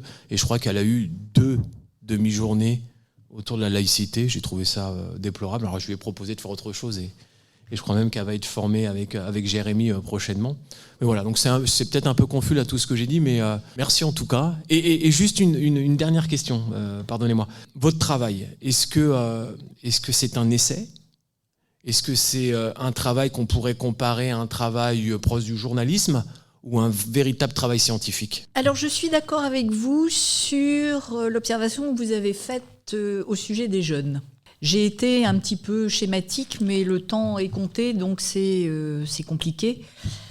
Ils sont incontestablement beaucoup plus ouverts sur le monde que nous l'avons été nous-mêmes quand nous étions jeunes. Ils sont plus ouverts, mais je dirais d'une certaine manière moins armés pour affronter le monde. moins armés parce que moins structurés, déjà moins structurés par la connaissance et le savoir. Les programmes scolaires ont changé, il y a moins d'approfondissement des programmes. Je dirais que on leur fait découvrir beaucoup de choses, on met en valeur leurs compétences, mais j'ai pu constater que la profondeur du savoir manquait. Et ça jusqu'au niveau supérieur, au niveau de l'enseignement supérieur. Et je ne vous parle même pas de l'orthographe, parce que vous allez me dire que c'est une remarque un peu anecdotique par rapport à ce que vous avez dit. Mais ce ne sont pas seulement les élèves qui font des fautes d'orthographe, ce sont les étudiants qui font des fautes d'orthographe, les professeurs qui font des fautes d'orthographe, les candidats qui postulent dans des entreprises pour un emploi et qui envoient des lettres de motivation pleines de fautes d'orthographe. Donc, moi, ça me gêne, ça, quand même. Ça veut dire qu'il manque quelque chose dans la structuration de l'esprit.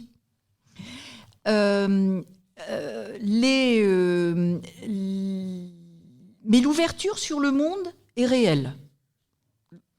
Elle est imparfaite parce que il s'ouvre sur des mondes qu'ils connaissent. Enfin, ils vont en toute confiance vers des mondes qu'ils connaissent, mais ils ne vont pas volontiers vers des mondes qu'ils ne connaissent pas. Donc, ce qu'on peut dire des jeunes demande à être incontestablement nuancé, mais je suis quand même assez inquiète de la fragilité de leurs connaissances profondes. Et vous disiez, redonnons à la politique le rôle qu'elle doit avoir et qu'elle n'aurait jamais dû cesser d'avoir. Moi, je suis une républicaine convaincue, donc j'ai envie de dire que je suis d'accord avec vous, bien sûr, mais je me dis, mais à qui confier la reconstruction politique ?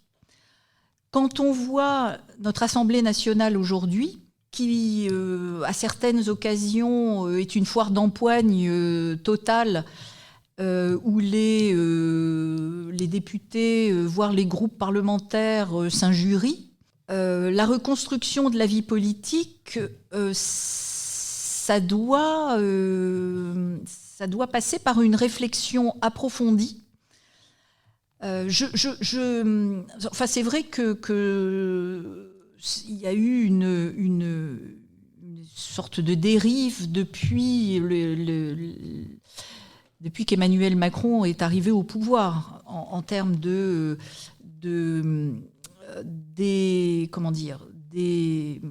déstabilisation de la vie politique, et avec ce recours massif à la société civile qui est rentrée à l'Assemblée nationale sans aucune culture politique, sans aucun désir de passer beaucoup de temps en politique, c'est-à-dire d'apprendre la politique.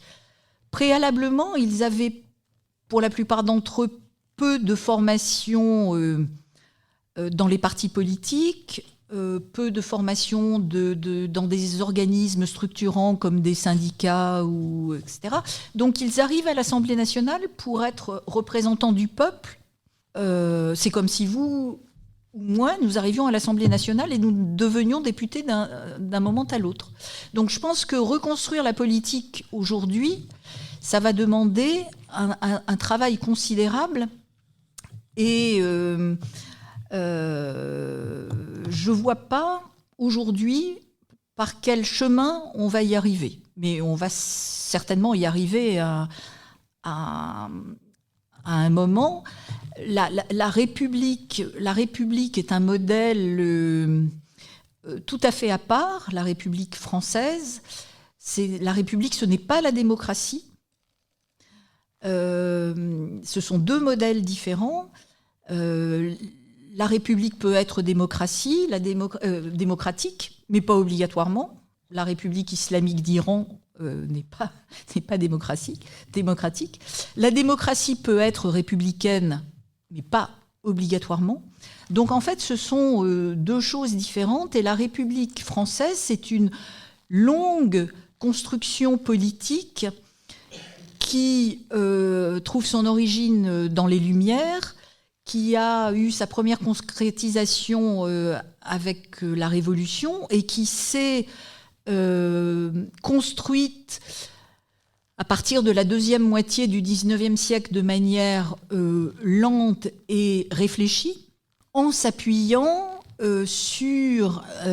en mettant au cœur de son projet politique la laïcité.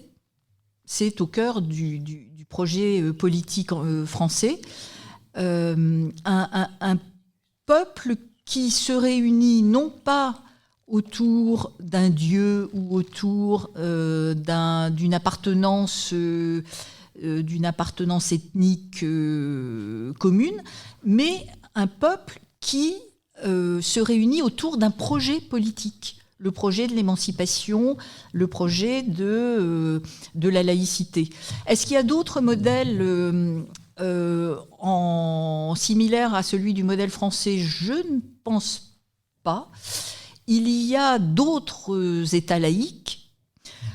En fait, on dit qu'un État est laïque à partir du moment où il sépare le politique et le religieux, mais avec des nuances importantes. On sait qu'il y a un certain nombre d'États sud-américains qui sont des États laïques, qui, pour certains, se rapprocheraient un peu du modèle français. Mais je pense que c'est une illusion de vouloir faire une comparaison entre le modèle français et les autres modèles laïques. On va utiliser ce terme. Vous parliez de la formation des enseignants dans les INSPE. Oui, c'est totalement insuffisant. Et d'autre part, qui assure cet enseignement de la laïcité? De l'intervenant qui donne cette formation-là est crucial. J'avais assisté à un colloque destiné à l'ensemble des référents laïcité des académies. Il y avait sur l'estrade des référents laïcité un inspecteur général de l'éducation nationale qui avait fait une intervention en très laïcité adjectivée, en citant les grandes références en termes de laïcité, donc Bobéro, bien sûr, Valentine Zuber, etc., etc. J'ai pris la parole et je lui ai fait remarquer: mais monsieur l'inspecteur, vous n'avez pas cité Peña Ruiz, vous n'avez pas cité Catherine Kinsler. Et il a répondu: oui, c'est vrai, mais il y a deux visions de la laïcité et cette vision-là n'est pas la mienne. Un inspecteur général de l'éducation nationale. Donc, dans les INSPE, on trouve le meilleur et le pire, mais en tout cas, c'est totalement insuffisant. Totalement insuffisant. Et quand les jeunes professeurs se retrouvent face à des classes, ce n'est pas avec ce bagage-là qu'ils sont en capacité d'affronter les contestations de la laïcité. Alors quand ils ont une hiérarchie droite dans ses bottes et qu'ils les épaules qui complètent leur formation, ils ont beaucoup de chance, mais quand ce n'est pas le cas, ils doivent se sentir bien démunis et bien seuls. Et pour terminer, vous m'interrogiez sur la manière dont je travaille. Je ne suis pas une universitaire, donc ce sont des recherches que je fais de manière personnelle, individuelle. Mais comme je le disais au début, je suis conservateur de bibliothèque et les bibliothécaires, ça sait chercher, ça sait fouiller dans la documentation et ça sait trouver. Et pour ce qui est de Samuel Grybowski, je l'ai suivi à la trace et à la trace numérique. Parce que ce jeune homme était très, très présent dans les réseaux sociaux, sur Internet. Il s'exprimait surtout sur rien. Et donc je l'ai suivi à la trace. Et sur Twitter, sur Facebook, sur tout. Je crois que ça l'a un peu déstabilisé parce qu'il a fait le ménage. Et d'une part, il ne s'exprime plus. Et d'autre part, il a supprimé de ses comptes, etc., tout ce qui pouvait être problématique. Mais ce qu'il ne sait pas, c'est que l'Internet est conservé. Il y a des archives de l'Internet qui sont conservées. Et donc, elles sont conservées à la Bibliothèque nationale de France. Et vous pouvez toujours arriver à consulter ce qui a été mis sur les sites web, en allant consulter des archives qui, pour les plus anciennes, remontent aux années 2000. Donc, en fait, on n'échappe pas à sa présence numérique. Comme quoi, il y a quelques solutions aussi pour les traquer. Mais je vois que notre Jean-Cry a encore griffonné. Alors, qu'as-tu fait ce coup-ci ? Oui, un dernier petit dessin, toujours avec cette histoire de laïcité accommodante. Puisqu'il faut savoir que la laïcité accommodante, chez nous, c'est pas inscrit dans les textes, il y en a qui aimeraient. Mais au Canada, par exemple, ça l'est. Et au Canada, ils ont commencé à créer des tribunaux islamiques. Et donc, c'est un dessin où il y a une jeune fille qui est devant un tribunal. Et le tribunal lui dit « Tu es musulmane ?» Alors elle répond « Oui ». Alors c'est la charia et le fouet, sinon ça aurait été un blâme. En Grande-Bretagne aussi, il y a des tribunaux islamiques. Il ne faut pas aller au Canada. Il faut traverser la Manche, c'est tout. Et le Canada en revient un peu. Il a le sentiment d'être allé trop loin dans les accommodements déraisonnables. Donc... parce que là, elle porte sa caractéristique musulmane sur elle, puisqu'elle est voilée.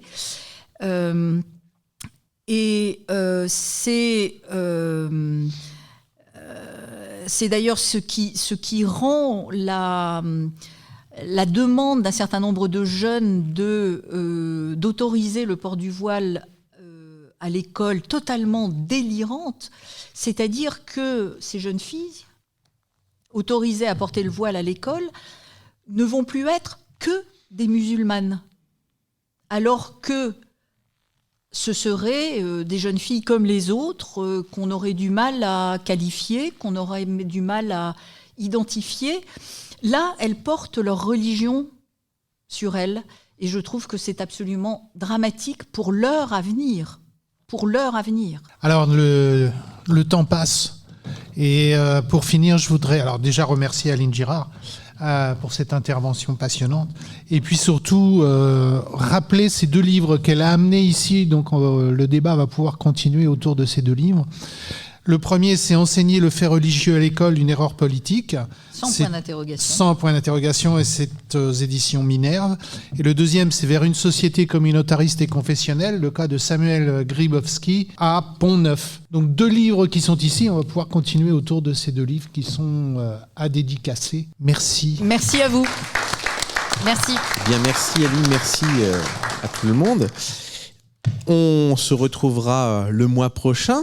Comme tous les premiers jeudis de chaque mois, donc ça sera le jeudi 6 mars de 17h à 19h, ici même, on va parler laïcité et complotisme. Et là, on aura Rudi Reichstadt qui va venir. Alors Rudi Reichstadt, si vous ne le connaissez pas, c'est le directeur de Conspiracy Watch, un site internet qui fait du débunkage, si on peut le dire comme ça. Et il fait notamment une émission sur France Info, également en podcast, qui s'appelle Complorama, que vous pouvez aussi réécouter. Il va nous parler justement du complotisme. Ça sera le mois prochain. En attendant, je vous dis bonne soirée à tous et à bientôt. Cette émission est maintenant terminée. Retrouvez l'ensemble de nos podcasts Parlons laïcité sur notre site www.rers-evry.fr. Et pour rester informé de notre actualité et communiquer avec nous, rendez-vous sur notre page Facebook.